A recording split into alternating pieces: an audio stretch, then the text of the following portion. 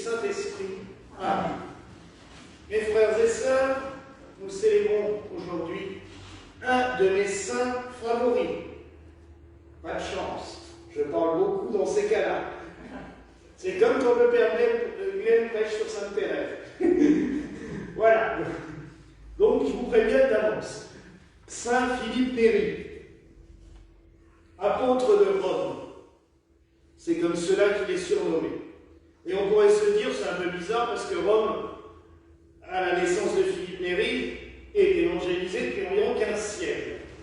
Mais Rome, tout en ayant été le chef-lieu de la chrétienté occidentale depuis toujours, il faut reconnaître dans ce début du XVIe siècle,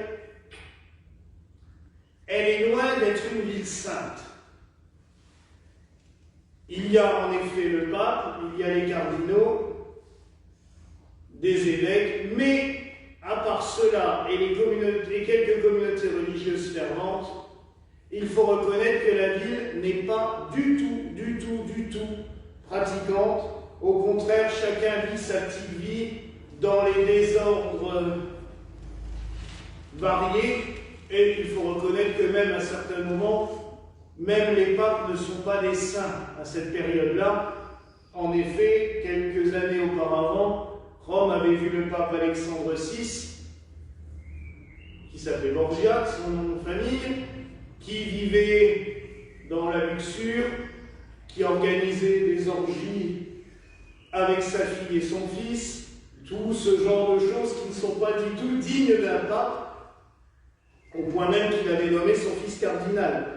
C'est original pour un pape, hein, quand même, mais bon. Donc, il était grandement temps de revoir un petit peu tout cela. Philippe Néri n'avait pas du tout la vocation et n'a pas vécu du tout ce pourquoi il a vécu par la suite. Le Seigneur nous emmène toujours sur des chemins que l'on ne veut pas ou auxquels on ne s'attend pas. Ça, il faut bien se mettre dans la tête, c'est le Seigneur qui décide, ce n'est pas nous. Philippe Néri voulait devenir missionnaire jésuite. Il avait fait sa formation à Florence, puisqu'il était né là-bas. Il a vécu un petit temps en ermitage pour discerner sa vocation, et il se rend à Rome pour rencontrer le fondateur des Jésuites, Ignace de Loyola, qui lui dit « Bah non, le pape a limité le nombre de prêtres dans la congrégation, on est complet, va voir ailleurs. » Et à l'époque, les prêtres n'étaient pas des salariés de l'Église. Ils vivaient de ce qu'ils pouvaient gagner. Philippe Néri se retrouve prêtre, mais SDF. Il va devenir précepteur dans une famille. Ça lui permet de gagner quelques sous, d'avoir un logement, une chambre et de pouvoir manger à sa faim. Ayant beaucoup de temps libre, il erre dans les rues. Il se rend compte que la jeunesse de Rome est totalement désœuvrée, et quand une jeunesse est désœuvrée, qu'est-ce qu'elle fait? Elle fait des conneries. Il n'y a pas d'autre mot. Et là, la délinquance romaine est à son paroxysme. Les enfants volent, voire plus, ils tuent. C'est devenu un sacré Capharnaüm. Philippe Néri rencontre un autre prêtre, Persiano Rosa, comme ils disent en rigolant, un noir et un rose, parce que leurs noms de famille sont des noms de couleurs, et ils vont ensemble s'occuper des enfants, s'occuper aussi des pèlerins, parce qu'à l'époque à Rome, il n'y a strictement rien pour les pèlerins. Les gens viennent en pèlerinage, s'ils n'ont pas une fortune pour se payer une hôtellerie ou pour se payer un hôtel particulier ou des amis dans un palais qui peuvent les accueillir, il n'y a rien. Les pèlerins dorment dans la rue, ils campent, ils mangent comme ils peuvent. Et ils vont créer une confrérie pour s'occuper justement des pèlerins, qui s'appellera la confrérie de la Trinité des pèlerins, qui existe toujours dans l'église du même nom. Il commence par cela. Mais Philippe Néri est un petit peu hyperactif. Ça ne lui suffit pas. Il se dit, oui, c'est bien, on s'occupe des pèlerins, on s'occupe des enfants, il va falloir aussi s'occuper des malades, donc il fait un espèce d'hôpital, d'hospice où ils peuvent accueillir les malades, et il va se lancer dans une espèce de réforme pastorale. Car il en a marre de voir que la jeunesse n'apprend rien à l'Église, que l'Église rejette systématiquement tout ce qui n'est pas conforme à son modèle de pensée. Vous me direz que 5 siècles après, ça n'a pas beaucoup évolué, puisque on en est toujours à peu près au même point, malheureusement. Et il aura cette formule, parce que automatiquement, vous vous doutez bien qu'avec des idées pareilles, il devient dangereux. Il est convoqué par le cardinal, j'ai perdu son nom, c'était pas un saint, j'ai perdu son nom, qui le met en garde clairement. Si vous continuez sur cette voie-là, vous serez excommunié. Comment vous permettez-vous de confesser dans la rue? Bah oui, quand un pauvre voulait se confesser, il s'asseyait sur un tabouret dans la rue et puis dis-moi ce que tu as à dire. Comment vous permettez-vous de donner la communion? Alors il y a une formule qui est très drôle, c'est qu'il dit, mais vous leur donnez la communion, est-ce qu'ils ont jeûné? Et Philippe Néri leur répond, vous savez, sauter un repas ne leur pose pas de problème, souvent ils n'en ont même pas un dans la journée. Donc... Mais on voit bien aussi le décalage entre l'Église et la réalité de la vie. Et on l'accuse carrément, on lui dit, mais vous donnez la communion à n'importe qui, vous ouvrez votre église n'importe comment, et Philippe Néri aura une phrase magnifique et que j'ai fait mienne, et que nous pouvons faire nôtre dans cette église, c'est, Monseigneur, si vous avez dans l'évangile le paragraphe qui dit qui on peut accueillir et qui on ne peut pas accueillir dans l'église, dites-le moi. Moi, en attendant, ne sachant pas qui j'ai, ne pouvant pas juger qui je peux accueillir ou pas, j'ouvre la porte à tous.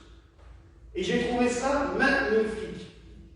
Et ses biographes l'ont repris systématiquement parce que lui, c'était son idée. On ne laisse personne à la porte.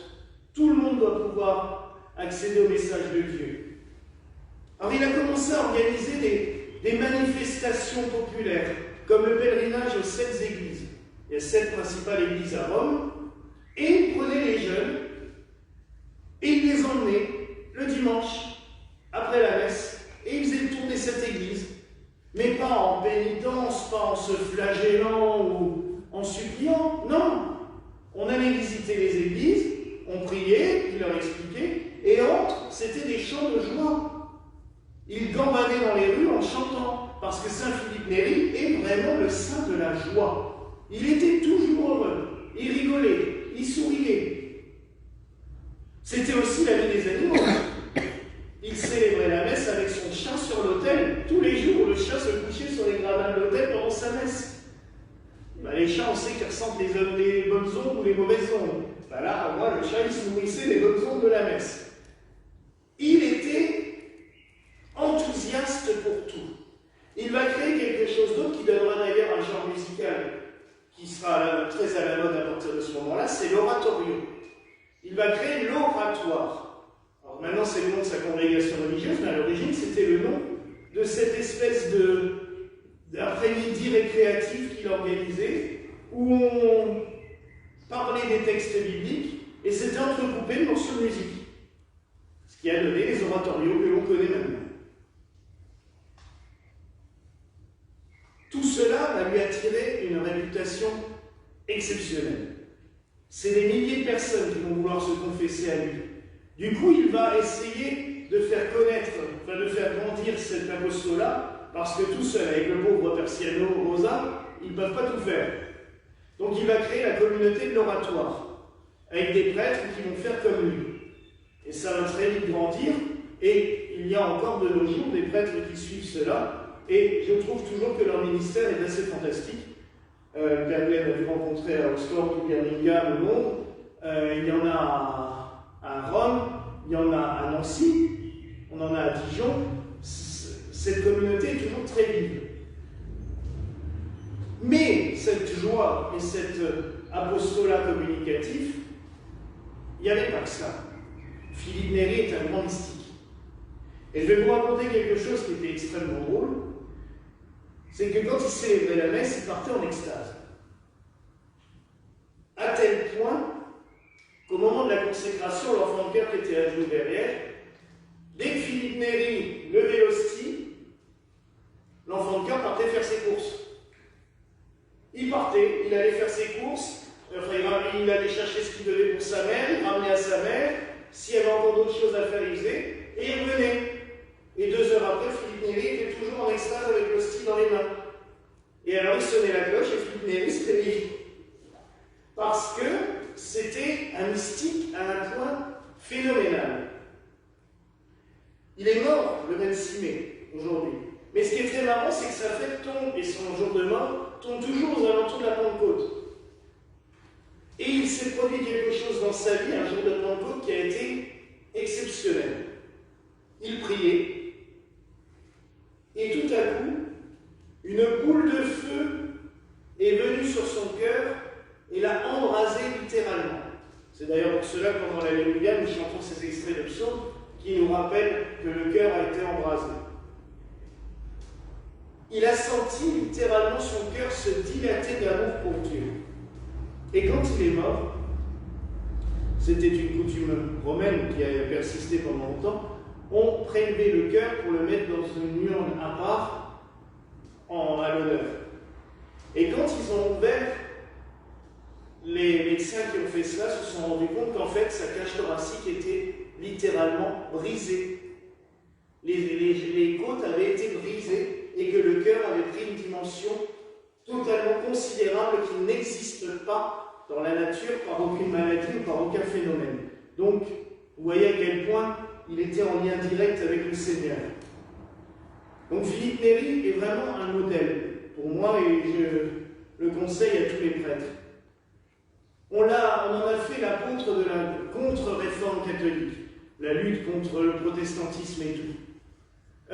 Il était mal vu par ceux qui faisaient la contre-réforme, parce que justement, lui, il mettait l'évangile accessible à tout le monde, la parole de Dieu et les sacrements accessibles à tout le monde. Je trouve plutôt que c'est un modèle que l'on devrait avoir pour nous, tous les prêtres aujourd'hui.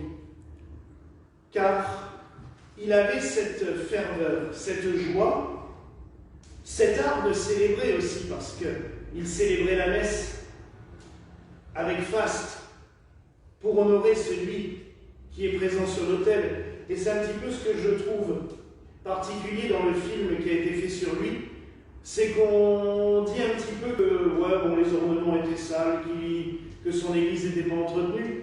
C'est pas vrai, parce que quand on lit ses biographies, au contraire, les sacrements étaient célébrés avec solennité, avec faste. Mais il aimait aussi ces dévotions populaires qui attiraient du monde. Les processions dans la joie, la ferveur, trouver 1001 célébrations, 1001 petites choses pour que les gens prient avec ferveur et qu'on ne soit plus dans cette église qui était coupée en deux. Il y avait d'un côté les évêques, les cardinaux et le pape, et de l'autre côté la foule. Je rappelle quand même qu'une des coutumes les plus courantes à Rome à l'époque, et ça durait pendant plus de 150 ans, c'était que systématiquement, dès que le pape mourait, les cardinaux étaient obligés de partir en courant parce que tout le peuple de Rome dévastait tous les palais. C'était les sacs de Rome, mais ils le faisaient eux-mêmes. Ils détruisaient tout. Donc, systématiquement, dès que le pape mourait, les cardinaux faisaient leur bagage et partaient loin, et généralement, ils revenaient un an après, quand la paix était revenue et qu'ils pouvaient élire un nouveau pape. C'était des fois très violent. Donc, Philippe Néri a vraiment réconcilié le peuple avec l'Église, et surtout le peuple avec Dieu, parce que le problème, c'est que quand les fidèles sont fâchés avec l'Église, ils se fâchent avec Dieu, alors que Dieu n'est pas responsable des bêtises des hommes d'Église. Et que les hommes d'église ne sont que des hommes. Donc, quand un homme d'église fait une bêtise, c'est pas Dieu qui l'a fait. Et ça, il faut aussi toujours penser à le redire envers et contre tout. Donc, mes frères et sœurs, ce soir, supplions Philippe Néri. En plus, nous avons la chance, nous avons une relique qui est déposée dans l'icône, puisque le Père Glenn nous a offert. Ce matin, il est arrivé avec une relique dans son sac. Donc, elle est exposé là au milieu de l'icône. Prions et supplions Philippe Néri de nous donner à chacun cette ardeur de l'apostolat. Les fidèles aussi, hein, vous avez de l'apostolat à faire. Il y a toujours une parole à dire, quelque chose à faire pour que les gens reviennent vers Dieu. Et pour nous, prêtres aussi, pour que nous ayons toujours cette force et cette vigueur. On priera aussi pour nos séminaristes, parce qu'il faut les soutenir, il faut leur donner des saints patrons qui les protègent. On priera aussi pour notre ami l'abbé André-Joseph, qui va être ordonné en Bourgogne les dimanches, pour aussi que Saint Philippe Néri puisse l'inspirer dans sa vie. Supplions mes frères et sœurs Saint Philippe Néri, et que aussi, qu'il demande à Dieu, dans ce dimanche de Pentecôte qui arrive, il embrase nos cœurs de son amour. Voilà la grâce que je vous souhaite au nom du Père, du Fils et du Saint-Esprit. Amen.